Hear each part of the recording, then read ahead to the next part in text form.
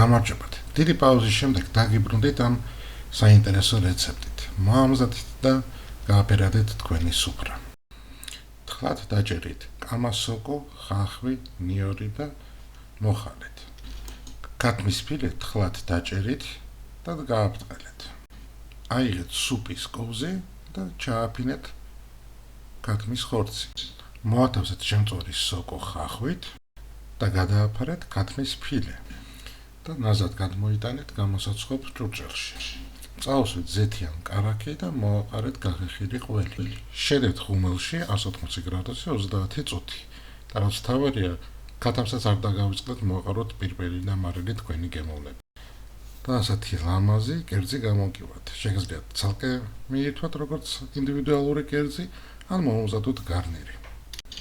გემრიელად მიირთვით და გამოიწერეთ ჩვენი არხი. დიდი მადლობა ყურადღებისთვის.